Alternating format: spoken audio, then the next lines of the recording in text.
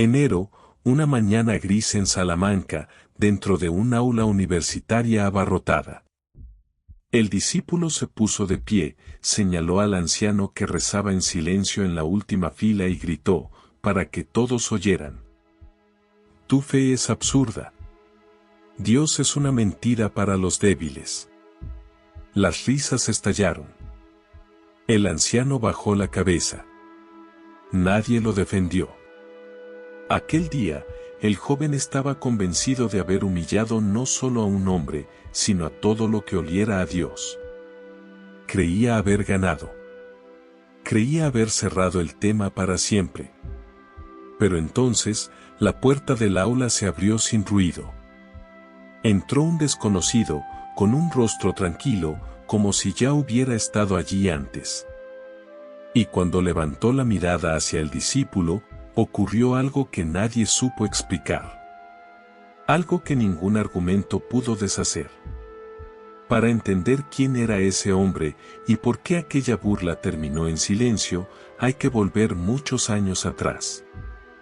Mucho antes de aquella mañana en Salamanca, el discípulo no gritaba. Escuchaba. Creció en una casa pequeña, al sur de Castilla, donde la fe no se discutía, se vivía en silencio. Su madre encendía una vela cada noche. Su padre leía el Evangelio con las gafas torcidas, después de trabajar todo el día.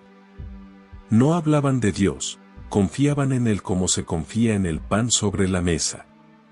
Todo empezó a romperse el invierno en que su padre murió de forma lenta e injusta. Ninguna oración detuvo la enfermedad.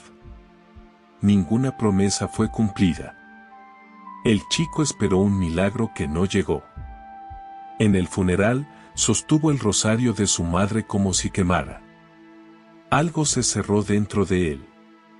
Años después, en la universidad, aprendió a poner palabras elegantes a su rabia. Libros subrayados, teorías afiladas, profesores que aplaudían su brillantez. Descubrió que atacar la fe le daba poder. Que ridiculizar a los creyentes lo hacía sentir invulnerable. Cada argumento era una venganza. Cada burla, una armadura. En su piso había cajas sin abrir, cartas de su madre, una foto familiar, una Biblia antigua que nunca tiró pero jamás abrió. Objetos mudos de un pasado que evitaba mirar. Por fuera, seguridad. Por dentro, un vacío que no sabía nombrar. Así llegó a convertirse en discípulo del desprecio. No porque no creyera en Dios, sino porque creer le dolía demasiado. Y esa herida, invisible, antigua, fue la que lo llevó, sin saberlo, al umbral donde todo estaba a punto de cambiar. Mucho antes de aquella mañana en Salamanca, el discípulo no gritaba. Escuchaba. Creció en una casa pequeña, al sur de Castilla, donde la fe no se discutía, se vivía en silencio. Su madre encendía una vela cada noche. Su padre leía el Evangelio con las gafas torcidas, después de trabajar todo el día. No hablaban de Dios, confiaban en Él como se confía en el pan sobre la mesa. Todo empezó a romperse el invierno en que su padre murió de forma lenta e injusta. Ninguna oración detuvo la enfermedad.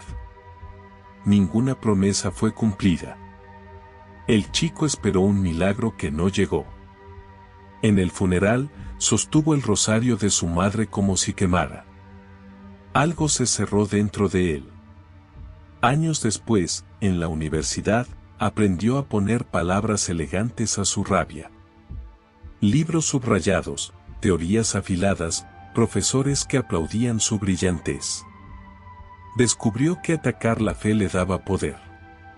Que ridiculizar a los creyentes lo hacía sentir invulnerable. Cada argumento era una venganza. Cada burla, una armadura. En su piso había cajas sin abrir, cartas de su madre, una foto familiar, una Biblia antigua que nunca tiró pero jamás abrió. Objetos mudos de un pasado que evitaba mirar. Por fuera, seguridad. Por dentro, un vacío que no sabía nombrar. Así llegó a convertirse en discípulo del desprecio.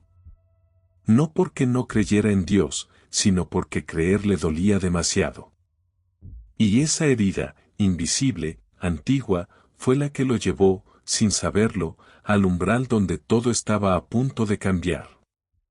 Ocurrió una tarde cualquiera, sin señales ni anuncios. El discípulo salía de la facultad cuando empezó a llover con una constancia fina, casi respetuosa. Bajo el soportal de piedra, un hombre repartía café caliente en vasos de cartón a quien se detenía un momento.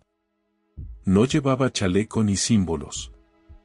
Solo una mirada serena, impropia del cansancio de enero. «Hace frío», dijo, tendiéndole un vaso, como si lo conociera. El discípulo dudó. Aceptó más por educación que por necesidad.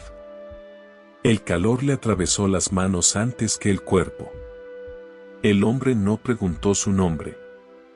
No explicó nada. Se quedó a su lado, en silencio, observando cómo la lluvia borraba las huellas del suelo. A veces, añadió, el ruido nos protege del dolor, pero también nos impide oír. La frase no sonó a lección. Sonó a constatación. El discípulo quiso responder con ironía, pero no encontró fuerzas. Algo en aquel tono le quitó el impulso de atacar. El desconocido lo miró sin examinarlo, sin juzgarlo, como si viera algo que él mismo había olvidado. Caminaron unos metros juntos. Nadie más parecía notarlo. El hombre se detenía para escuchar a otros, con la misma atención, como si cada persona fuera la única. Antes de separarse, dijo con naturalidad: «No todo lo que muere se pierde. Algunas cosas esperan». Luego se alejó, mezclándose con la gente. No dejó nombre. No dejó explicación. Pero aquella noche, por primera vez en años, el discípulo durmió sin beber. Y en medio del silencio, sintió una pequeña grieta en la oscuridad. No era fe. Todavía no. Era algo más humilde, una paz breve y desconcertante. El aula estaba llena, pero el aire parecía detenido. El discípulo explicaba con la precisión de siempre, desmontando conceptos, afilando palabras. Sin embargo, algo en su voz ya no era igual. Hablaba, pero escuchaba. A sí mismo. Al silencio entre las frases. Entonces ocurrió lo inesperado. En la tercera fila, una mujer intentó levantarse y volvió a caer en la silla. Su rostro se contrajo de dolor. No era la primera vez. Desde hacía meses asistía a clase con un bastón, arrastrando una enfermedad que ningún tratamiento había logrado aliviar del todo. El murmullo creció. Alguien llamó a seguridad. La puerta del fondo se abrió con suavidad. El desconocido entró sin interrumpir, como si aquel lugar le perteneciera desde siempre. No pidió permiso. Se acercó despacio a la mujer y se agachó a su altura. ¿Te duele ahora o desde hace mucho?, preguntó en voz baja. Ella respondió con un hilo de voz. Nadie oyó las palabras. Él asintió, le ofreció su mano y la ayudó a ponerse en pie. No hubo gestos solemnes. No hubo órdenes. Solo un instante de quietud. La mujer respiró hondo. Enderezó la espalda. Dio un paso. Luego otro. El bastón cayó al suelo con un sonido seco que atravesó el aula como un latido. Nadie aplaudió. Nadie habló. Era demasiado real para ser espectáculo. Los minutos pasaron. La mujer permanecía de pie, llorando en silencio, como si su cuerpo recordara algo olvidado. El desconocido sonrió apenas y se apartó, dejándola en medio de todos. El discípulo no supo qué decir. Ninguna teoría acudió en su ayuda.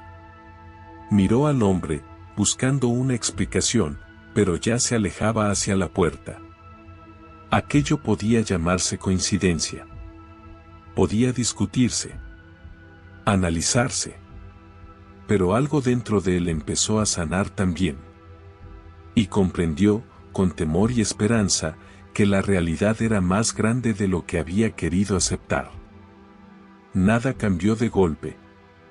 Y, sin embargo, todo empezó a moverse. Después de aquel día, el discípulo dejó de ridiculizar. Seguía enseñando, seguía cuestionando, pero ya no hería. Escuchaba a los estudiantes como si fueran personas y no trincheras. Algunos se quedaban después de clase, no para discutir, sino para hablar. Él no daba respuestas. Por primera vez, hacía preguntas. El desconocido volvió a aparecer, siempre sin anunciarse. Ayudaba a mover mesas antes de una conferencia, recogía papeles caídos, se sentaba al fondo sin intervenir. Nadie sabía quién era. Todos confiaban en él. Su presencia ordenaba el espacio, como si devolviera a cada cosa su lugar. Una tarde, el discípulo encontró el valor para abrir una de las cartas de su madre. Hablaba de lo cotidiano, del huerto, de la vela encendida cada noche. No había reproches. Solo amor. Lloró largo rato, sin vergüenza. Días después, la llamó. No hablaron de Dios.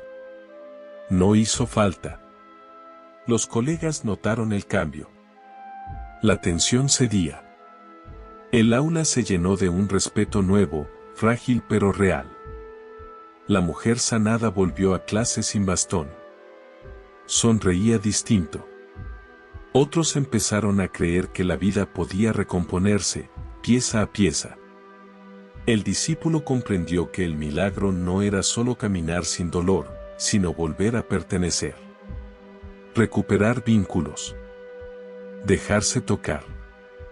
El desconocido nunca reclamó nada. Trabajaba entre ellos como uno más, invisible y esencial. Y sin darse cuenta, el discípulo empezó a reconstruir su vida desde dentro. No sabía cómo llamarlo. Solo sabía que la primavera había llegado antes de tiempo. La revelación no llegó con ruido. Llegó con memoria. Fue una mañana tranquila, cuando el aula aún estaba vacía y la luz entraba oblicua por los ventanales altos. El discípulo encontró al desconocido sentado en la primera fila, hojeando un libro viejo. Era la Biblia de su padre. Aquella que había jurado no volver a tocar. La subrayó mucho, dijo el hombre sin levantar la vista. Le dolían algunas palabras, pero confió en ellas. El discípulo sintió que el suelo cedía. Nadie sabía eso. Nadie. Se sentó despacio, como un niño sorprendido en una verdad demasiado grande. Yo estuve cuando pediste una señal, continuó el desconocido. Y también cuando dejaste de pedirla. No era una acusación. Era una constatación amorosa. El tono era el mismo de aquella tarde bajo la lluvia. El mismo silencio lleno. El discípulo recordó un gesto olvidado de su infancia, su padre cerrando los ojos al orar y apoyando la mano en el corazón, como si escuchara desde dentro. El desconocido hizo ese mismo gesto, sencillo, casi involuntario. Entonces lo supo. No con la mente. Con algo más profundo. Nunca te fuiste, susurró. El hombre alzó la mirada. No brillaba. No imponía. Nunca estuviste solo, respondió. Yo camino donde me dejan entrar. La campana del edificio sonó a lo lejos. Cuando el discípulo volvió a mirar, el asiento estaba vacío. pero el miedo había desaparecido. Y en su lugar, por primera vez, había paz. El amanecer encontró el aula en calma. El discípulo abrió las ventanas y dejó entrar el aire frío, como quien deja entrar la verdad sin defenderse. Ya no necesitaba gritar. Ya no necesitaba vencer. Volvió a casa y encendió una vela, como hacía su madre. No para demostrar nada, sino para agradecer. Comprendió que la fe no era una respuesta perfecta, sino una presencia fiel. Que el perdón había sanado antes que cualquier argumento. Jesús no volvió a aparecer. No hacía falta. Había quedado algo más fuerte, una vida restaurada. Y quizá hoy, mientras lees esto, Él también camina cerca de ti. No hace ruido. Solo espera que le abras la puerta.